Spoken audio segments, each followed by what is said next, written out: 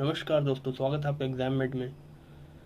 दोस्तों, इस वीडियो में हम बात करेंगे ईपीएफओ एसएससी यानी employees provident fund social security assistant के एग्ज़ाम के बारे में कि इसका रिज़ल्ट जो है वो कब तक आ सकता है, एक्सपेक्टेड डेट क्या है और जो इसकी टाइपिंग टेस्ट होनी है वो कब तक हो सकती है। तो इस वीडियो में हम जानेंगे डिटेल से।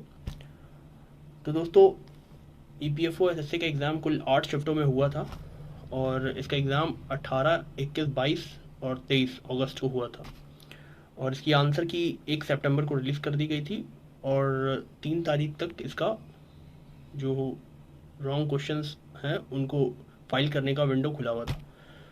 तो कुल 15 दिन हो चुके हैं आंसर रिलीज़ हुए। तो दोस्तों, बात करें अगर इसकी एक्सपेक्टेड डेट की, तो एक्सपेक्टेड डेट मिड अक्टूबर तक इसके रिज़ल्ट आने के पूरे चांसेस हैं, क्योंकि रिज़ल्ट प्रिपेयर करने में लगभग 40 टू 45 डेज़ का समय लगता है आंसर की के बाद।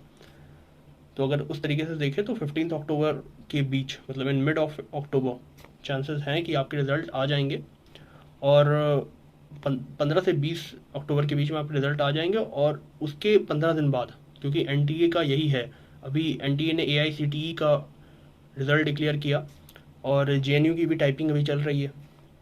तो यही मतलब टाइम फ्रेम होता है इनका कि 15 दिन के अंदर जो है, 15 दिन या 20 दिन समय लेते हैं, उसके बाद टाइपिंग करा देते हैं।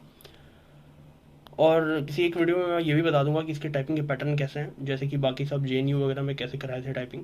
तो किसी अलग वीडियो में मैं प्रूफ के साथ मतलब आपको वो भी दिखा दूंगा कि मतलब क्या पैराग्राफ रहते हैं, क्या वो लगातार होते हैं, एसएससी की तरह होते हैं, या फिर किसी किसी एग्ज़ाम में पैराग्राफ जो है वो लंबे से दिए जाते हैं और उसमें आपको लगातार टाइप करना होता है। तो 1750 की डिप्रेशन हो भी जाता है तो आपको पता नहीं चलेगा।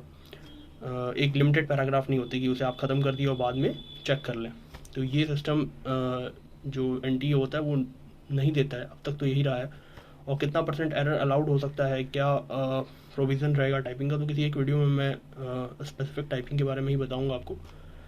इस वीडियो में आपको यही बताना था कि मिड अक्टूबर तक आपके रिजल्ट आ सकते हैं और उसके मतलब 15 दिन के बाद यानी फर्स्ट वीक ऑफ नवंबर में टाइपिंग आपकी हो सकती है।